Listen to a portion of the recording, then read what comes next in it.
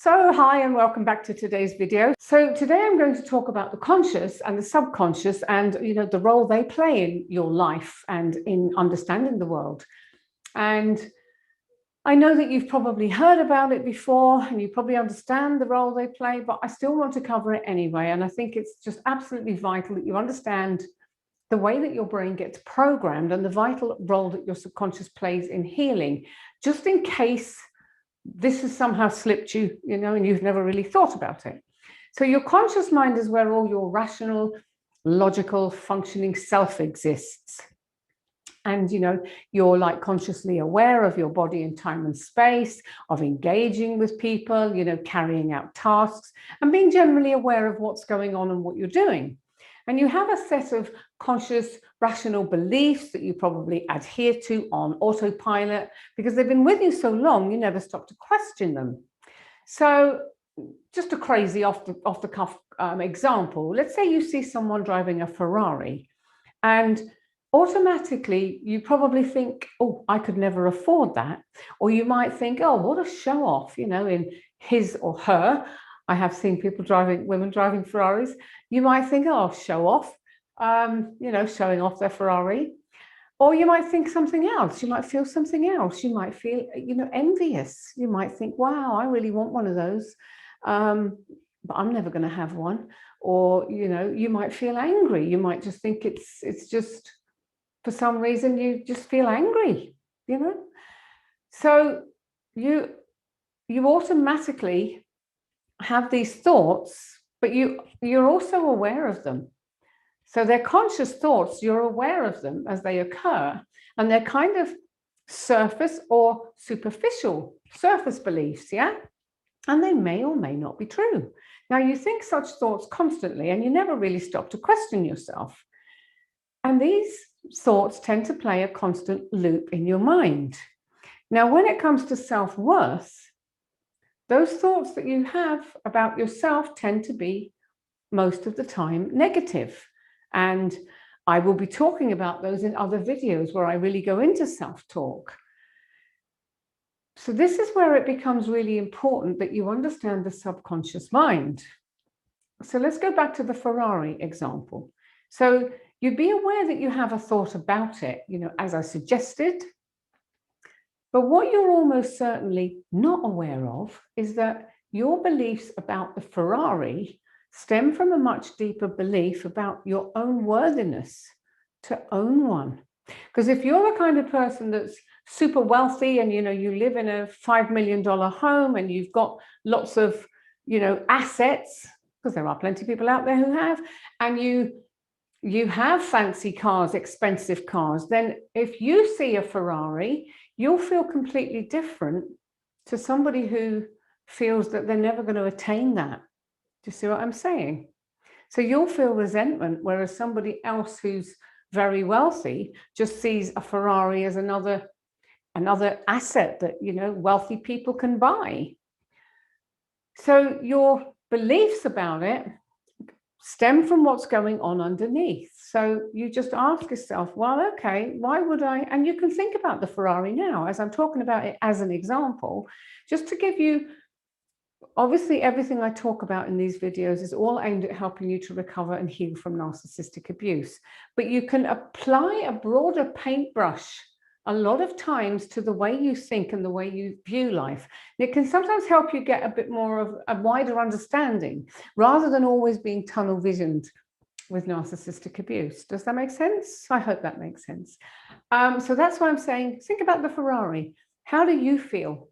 Or how would you feel? What would your instant thought be if you saw someone with a Ferrari? Yeah. Would you think any of the things I've just said? So whatever your reaction would be, particularly if it's kind of negative, if you feel a bit envious or jealous or think, wow, I'd love that. I could never, oh, if I only could have that. So think about your reaction and then think what's underneath it. And I come back to this issue a lot because our surface beliefs are just one thing. There's always a lot more going on underneath, okay? So remember, I have talked about not being good enough, not being worthy. Underneath that belief, underneath your thoughts about the Ferrari, let's say, is very probably a belief that I'm not worthy. I'm not worthy to own a Ferrari. I'm not good enough to own a Ferrari. Or it could even be things like the fear of success. Oh, wow, if I owned that, all my friends that I do have would be really jealous and they wouldn't like me. So there's all kinds of things that can be going on underneath the initial thought, okay? Now, these tend to be because of your deeply held subconscious beliefs, of what your true value is. And they come into play all the time, but you just don't realize it.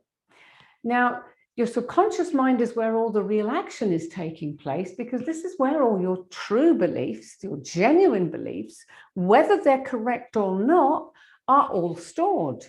So everything you think consciously stems from a deep underlying belief about, whatever it is you're experiencing and your reactions and thoughts about it at a given time.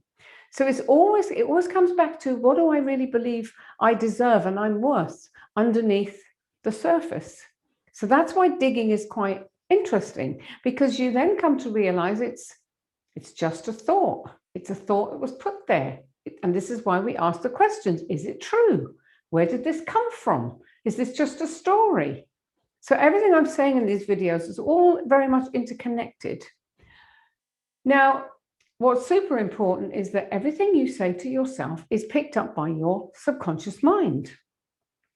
It's there all the time like a sponge, and it's like an innocent little kid just picking up and absorbing everything you say.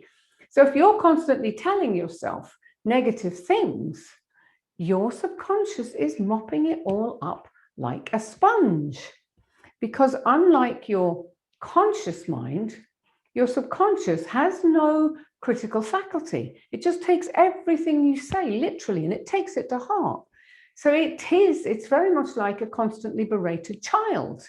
It can feel really put down and demeaned and low, all because you keep reinforcing and telling it this nonsense, I'm not good enough. I don't deserve better. Now, what's also very important to understand here is that your subconscious feels the negative emotions that your words have generated. So what this means is often you can actually start to feel low and you don't even know why, because it's not like a reactive response whereby you're feeling upset or bad because, X or Y has happened. You might just feel down for no reason that you're consciously aware of. Obviously, notwithstanding narcissistic abuse, and if there's a narcissist present in your life every day, that is going to give you plenty reason. But let's say aside from that, let's say it's not a reactive thing, and you're having a day where you're just feeling down. This could be because you've unknowingly told your subconscious that you're worthless and weak and stupid, and that nobody's going to love you and you don't deserve any better. And you tend to go on telling yourself this all the time. So is it any wonder that you feel terrible and that you feel down, or that you get really depressed? If you think about it, really think about it. How can you feel any other way? So do you see how important it is to start changing the stories and changing the dialogue, and how it starts with what's going on up here, regardless of what's going on out there? Because what's going on out there is going to happen. It's going to go on. But what you need to change is what's going on in here, okay? This is super, super important for you.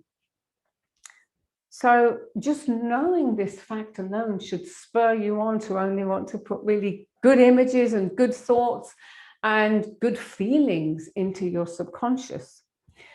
And again, I always acknowledge everything I say. I acknowledge that you may still be with a narcissist, and this makes it very, very difficult. But actually, it's even more important if you are, that you take note of this.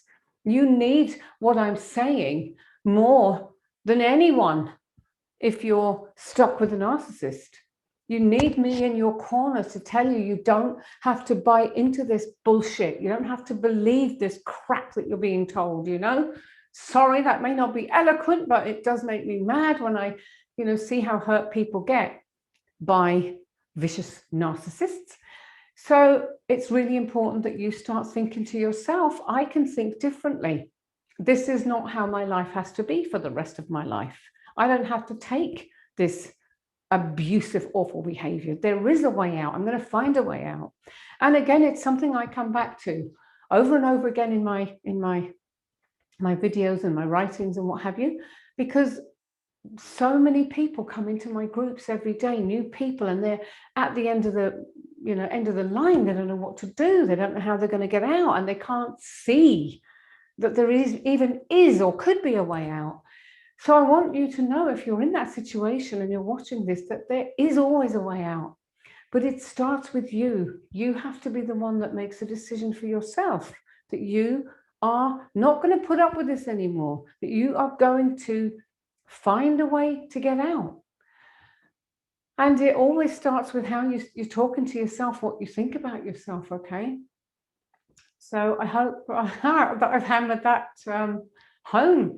And if you really think about changing how you think, just try it out for yourself and see, how does it feel? How does it feel in your body? How does it feel to think, I can be free, I am valuable, I am worth something, this isn't my fault? Just sit with that for a few minutes, see how it feels. Because you should feel a difference when you change the way you think and the thoughts you think. You should feel differently in your body. And that should be enough just to give you a little glimmer of hope that there is a way out for you. So talking differently and more positively to yourself regularly is really so important for you. And don't ever, underestimate the power of your subconscious mind. Tons and tons of books and stuff have been written about it. And they all will tell you that this is, your subconscious is a remarkable source of personal change and transformation. So, of course, when you are dealing with, or you have dealt with the narcissist, this, as I've mentioned, becomes 10 times more important, because your self-worth and your belief in yourself will have been systematically eroded, and you have to really work at building that back up. But what is also good news is that you can rewire your brain. And there's a ton of studies out there now with neuroplasticity that shows that your brain can actually be rewired. And it doesn't matter how much negative programming has gone in there, or how long it might have been wreaking happiness. It could be since you were a child. Your brain is malleable. You can hack your brain. You can actually hack your brain.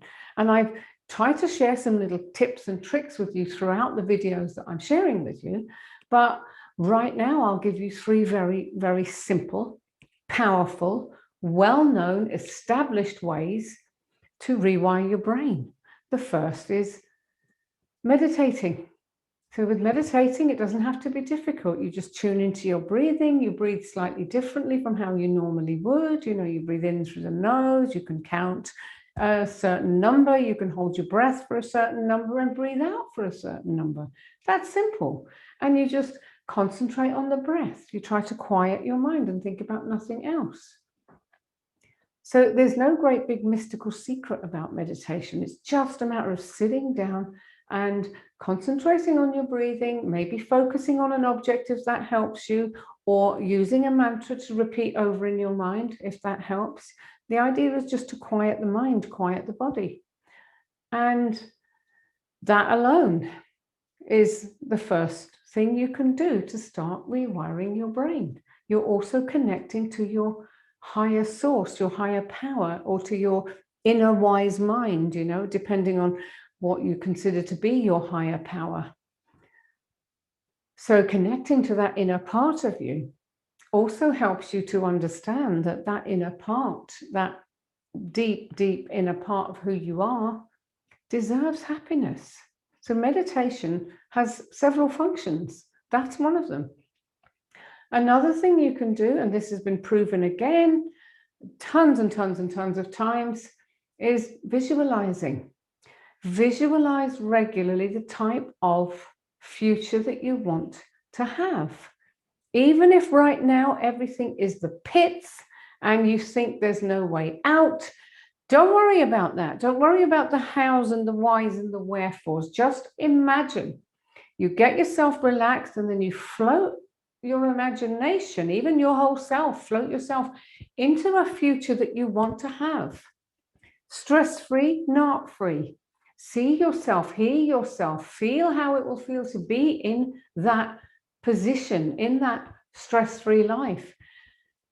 And do this every day, because it's been proven that you can actually manifest a better future. You can manifest anything by doing this. And at the very least, because, you know, manifesting doesn't always happen overnight. It takes time for things to work, but it gives you a little break. It gives you breathing space. It gives you a little bit of peace of mind. And that is also good for you to have that experience every day. So practice visualizing. And the third and easiest way to do it is to listen to hypnosis recordings. You know, hypnosis recordings, you can get tons and tons of them are available on YouTube. I have recordings. I have quite complicated, what I call cognifusion recordings. It's multi-layers, multiple things going on, which is very good if you happen to be one of those people like me with a very busy, active brain and you find it a bit boring to just listen to a simple, you know, one track. The cognifusion ones, I do have lots and lots of layers. So listen to hypnosis recordings regularly, you know, every night. You can listen to them when you're lying down in bed to go to sleep, or, you know, early evening. Instead of TV, just spend a half an hour or an hour listening to hypnosis recording. These things will help you to literally rewire your brain. Obviously, the other way is to get therapy. You know, I use hypnosis, I use NLP, I use meditation techniques, I use inner child healing. I use a lot of different tools to help my clients get very quickly, you know, where they are, to completely change how they feel about themselves and their lives. But always your subconscious is a powerful force that comes into play. And when you understand how it works and you know how to align it with your conscious desires, amazing things can happen. So please try those techniques, or if you've tried them, share with me how it went for you. Because I would love to hear from you. It's always nice to get feedback, and, you know, let me know how these things work for you.